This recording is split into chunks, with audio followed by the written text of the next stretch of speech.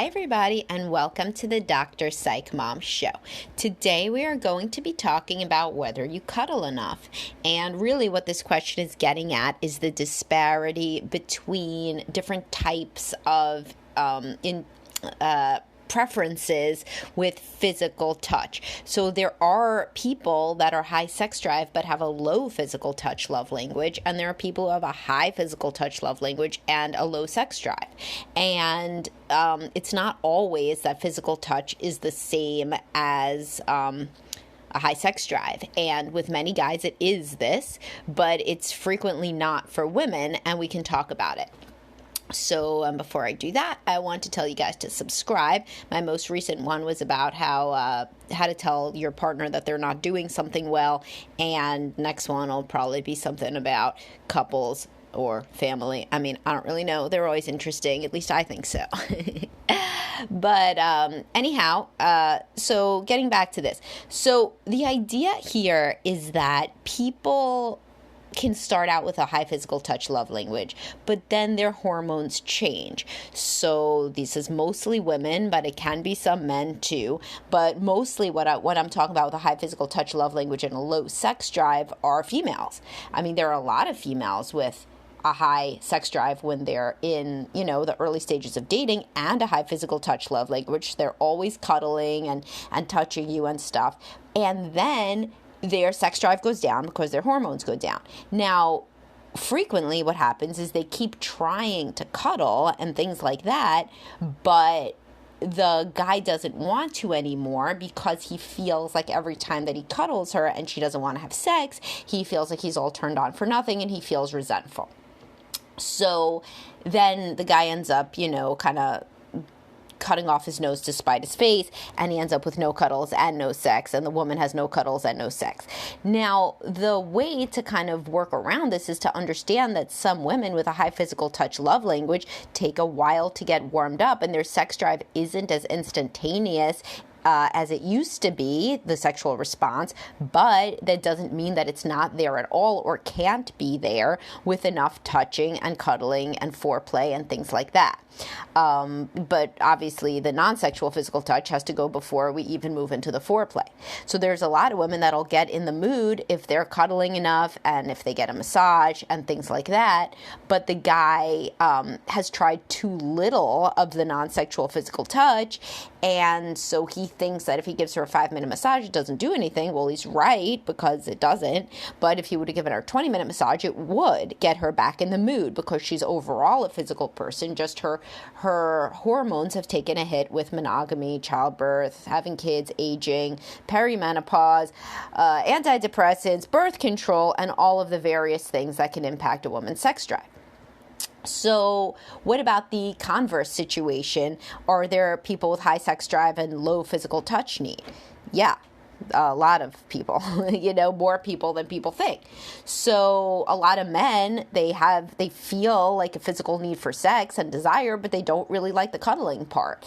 And if those guys can learn that the cuddling part and the massage and the foreplay and whatever really gets them a lot more sex and makes the woman happy, then they can be converts to a physical touch love language. But if they've never really felt a need for it, then it's kind of hard to explain it. And so that's what I'm trying to do here, is trying to explain this thing that that is really a touchstone of disagreement and hurt feelings and misunderstandings in many relationships, because women frequently ask for more cuddling and kissing and things like that, and the guy just doesn't do it because he doesn't want to end up feeling upset and disappointed when he doesn't get any sex later. So the way to come together on this issue, as with so many others, is for both people to try to understand the other's perspective.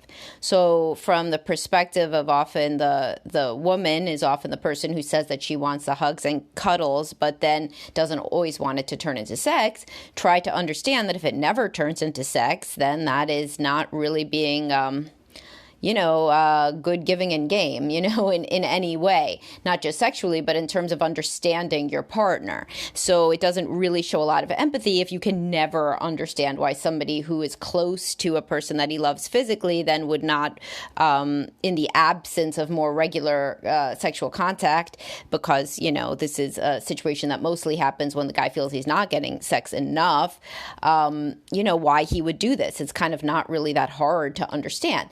From the other perspective of the guy who doesn't really like the cuddling because A, he doesn't really like it, and B, it turns him on, so then he wants to have sex, so then he stops the whole process before it could get uncomfortable, try to understand that this means that you're cutting her off from her body and from enjoying her physical self, an aspect of which is this cuddling and touching.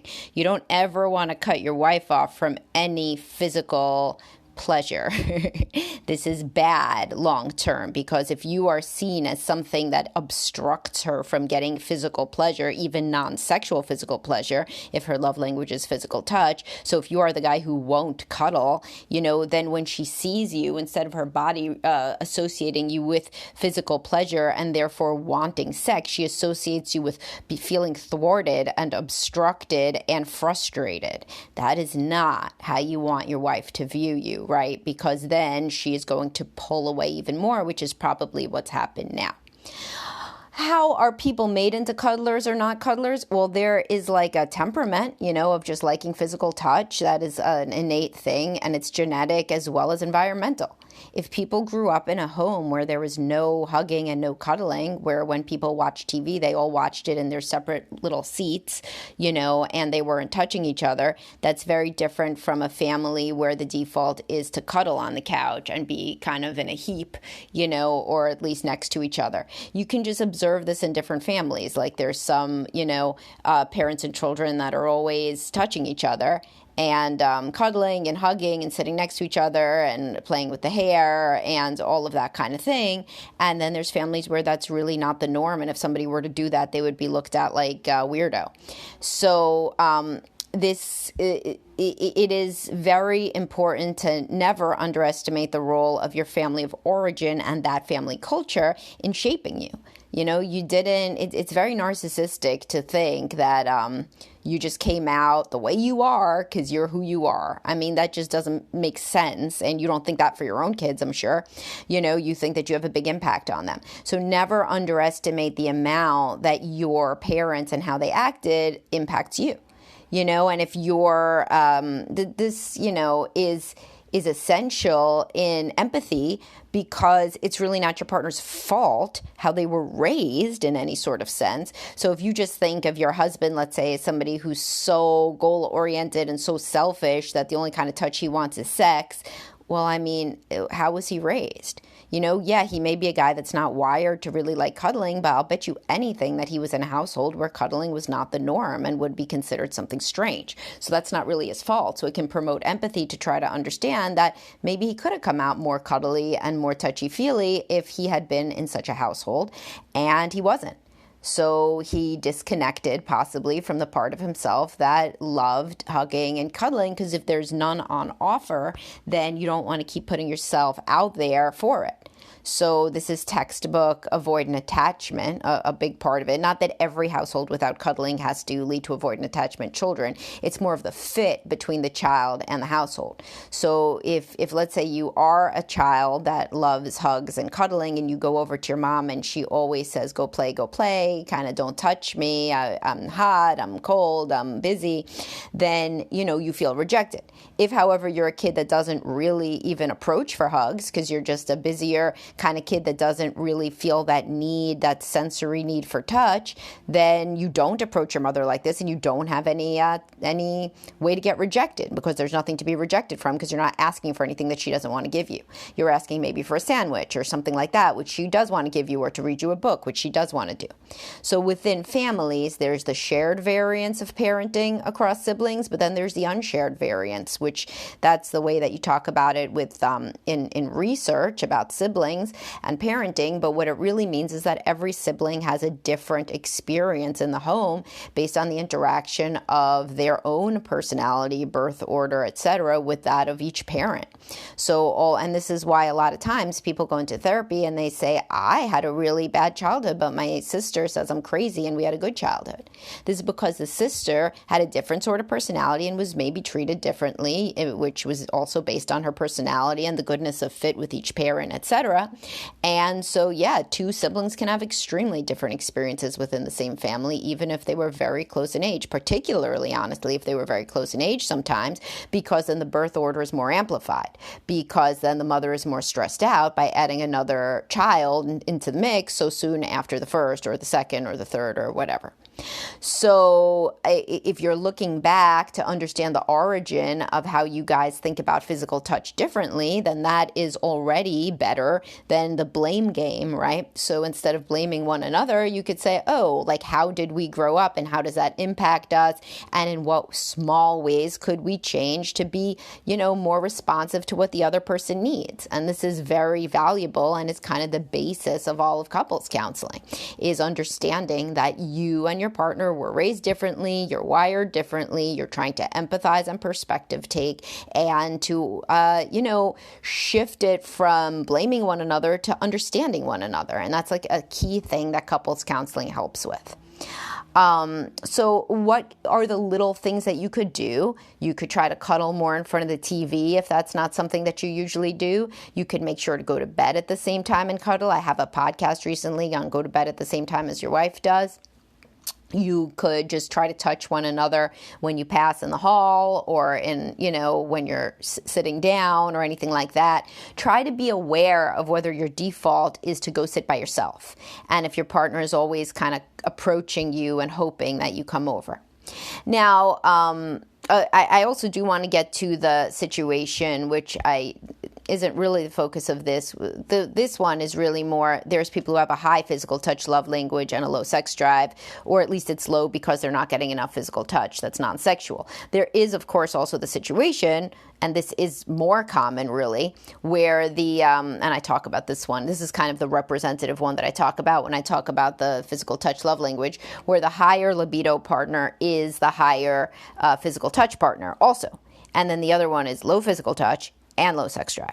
So that is the situation that I am more frequently talking about, and that is a larger disconnect, and those people are wired way more differently and were raised way more differently probably, and so usually the person with a higher physical touch love language is going to have the higher libido. Those things are going to co-vary. But within women, particularly when they're tapped out by parenting, et cetera, there are still women who started out with a high physical touch love language. And if you go back in time, she was very touchy-feely and huggy. Like a lot of guys, when I say, but how was, they say there was a big change in our sex life after kids. And I was like, oh yeah, really? Like, was there? And we go back and we think about what the sex life was like before, because they've told themselves that the wife has just totally changed. This is so unfair.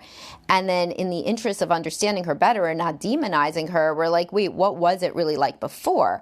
Was there evidence that she liked physical touch? And they're like, well, I don't know, she was never really touchy-feely, I guess. I mean, I was always trying to approach her, hug her, kiss her more. But, we still had sex a couple times a week, so I figured it was fine. That is not a woman with a high physical touch love language. Her libido was not that high to begin with. Now it's gone down within monogamy. Like, don't blame that woman for shit. I mean, don't blame your partner for anything in general. But that is not a situation where she was selling herself as a high physical touch person and touching you all the time. And then, I mean, this never happens, but like guys have this thing where they think that women do bait and switch. And there's no woman that's like, what I'm really going to do is I'm going to like stroke his face a lot and snuggle in his lap. But then as soon as I get that ring on my finger, I'm going to stop. Like, that doesn't happen. That's not reality. But, and if you go back, you can tell if your wife was a high physical touch love language person by remembering how she acted in the honeymoon stage. Was she physically touching you a lot non-sexually? Forget about the sex. Just put that in its own category. And even within the sex, did she cuddle afterwards, or did she get right up and wash herself and stuff? Like you can tell. So don't tell yourself like, oh, she kind of sold herself as this high physical touch person when she wasn't. No, you were in love. You looked at her. You were having enough sex, and you were thinking unclearly, like somebody drunk in new love does, who doesn't have a lot of experience, as nobody does when they don't have a lot of experience, because they're young. And you thought that she was a cuddly. You were hoping so much that you were attuned in that way that you saw it as though you were, but you never were. So a deep understanding of how somebody always was can really help with empathy and with the objectivity that is needed to kind of take things where they're at and progress from there. All right, so I hope that this was useful to you and to think about different ways to incorporate non-sexual physical touch if there is a partner that is yearning for that. And I will talk to everybody soon. Have a great day.